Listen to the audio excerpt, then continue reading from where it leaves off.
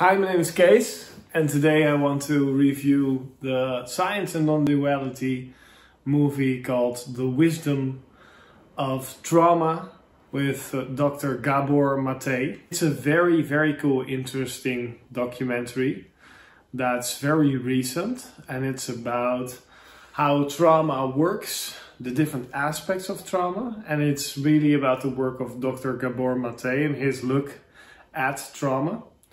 And he has a very interesting look at trauma, because I think in this movie you'll see a couple of different aspects which we don't hear so often about. And that is, he does not only talk about what trauma is and gives examples of that, he also talks about trauma in society, trauma related to addiction. He wants trauma related healthcare, trauma-related social work, trauma-related education in school. And I think that's missing. Let's dive in and talk about what he thinks about trauma. So first of all, what he says is you basically have two types of trauma. And the first type of trauma is the one we obviously know, like a soldier in war, or somebody that's abused or kidnapped, or somebody that is having a very hard time or had something happen to them which was traumatic. And it can be in their childhood or it can be later. Also a second type of trauma. And that second type of trauma is very interesting because I think that's a very underestimated part of trauma, and it's something we don't often talk about. And that is actually the trauma which happens for people in childhood, where something happens to them but they're not able to talk about it. So basically from a young age they feel alone, they feel separated, they don't talk about what hurts for them, or what needs they have, or what emotional needs and mental needs they have. And I think it's a very, as someone which have had some traumatic things as well, or in traumatic experience as well, and somebody that works with, I call it micro trauma, but also macro trauma, so the bigger and the smaller traumas in life with my clients and with myself. I really love that second definition, because so often I see people that have certain tendencies which are related to childhood trauma. And I see lots of people, I work with entrepreneurs, and lots of them are, people pleasers, or in a way trying to do the best they can for their family, their personnel, for the business, because there's something behind that. And what's behind that often is a sort of need to prove themselves, which has to do with the fact that if a child is alone or feels alone, it often blames the reason for that on itself. So let's say one parent, which was an example in the documentary, where one woman was hit by her father, and her mother didn't tell or talk to her about that, or her mother basically normalized it, you could say. And what happened is she felt alone, and she could not communicate with anybody about that.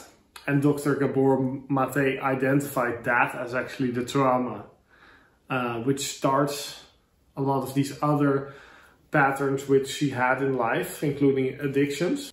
It had to do with when you then feel alone, what happens is you can blame the situation as a kid and say, I have a bad father. But you don't do that because that feels unsafe and strange, and these are the only people in your life. So what you do is you blame yourself.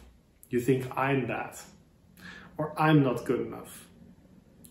And what happens with that is that you try to later in life you try to please other people, or you try to work hard for other people, or you try to prove yourself. And this is, of course, usually an unconscious driver. And it's behind a lot of successful people's lives, that they feel this need to go out there and the need to do something to show that they are good enough to the world, or show that they are awesome, or get this approval, or prove themselves, or but the interesting thing, so that was something which was something I recognized from my own life, but also from many of the lives of my clients.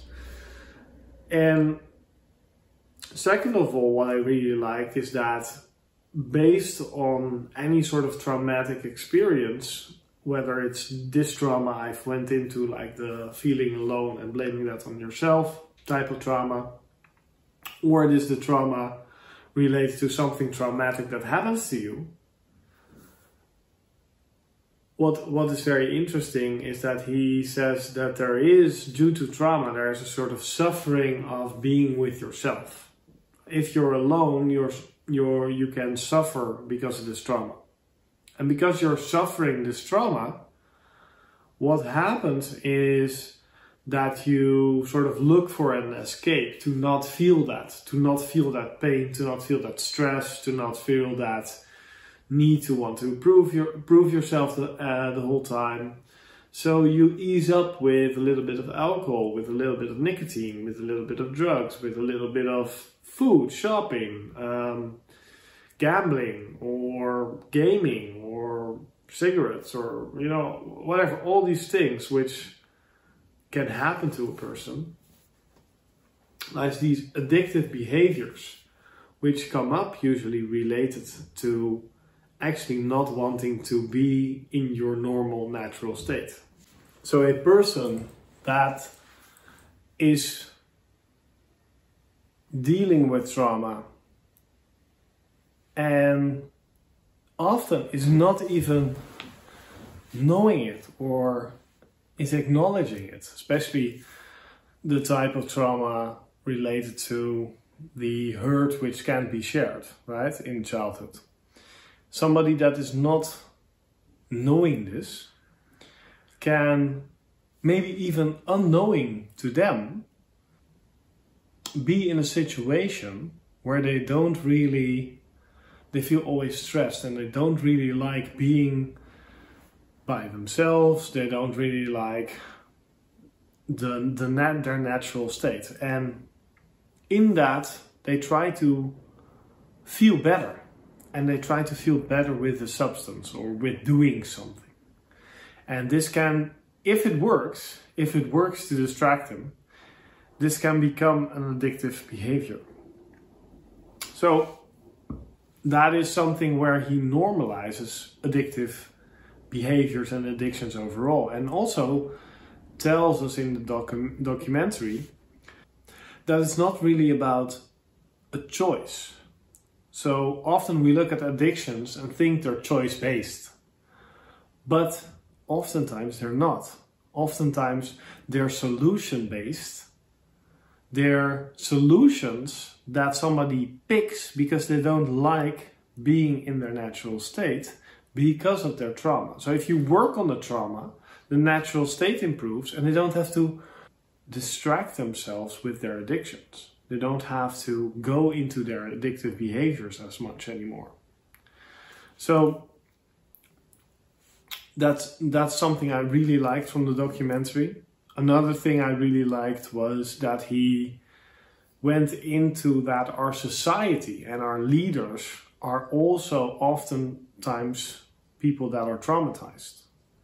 Because these are people that had a harsh childhood oftentimes, or a very strict childhood, and where emotions were suppressed. And these people are the people that in general try to, prove themselves, but through that sort of drive, they get the power, they get the money, they get the accolades, and through that they get the respect of society. But oftentimes these people are not balanced. These people are not in a calm, relaxed state where they can make good decisions. Oftentimes these are the people that flee from their natural state, that have affairs or do strange things. These people are traumatized, basically. So you have a society where a lot of people are traumatized, and the society itself is being reinforced and led by people that are traumatized. So this is a very, very stubborn pattern. And it's only something that can be solved with good education about trauma, with good sharing about trauma, with trauma-informed healthcare, with trauma-informed teachers. And this is why I really like the movie. Go watch it yourself. I'll leave the link below. But Dr. Gabor Maté has done some incredible work. His books, although I haven't read them, look amazing. A couple of my friends also watched the movie. They also were really, really touched by it. I was really touched by it myself as well, because I recognized myself in some of the trauma he talked about. And I would love for you to see this movie. Much love to you, and thanks for watching. Bye.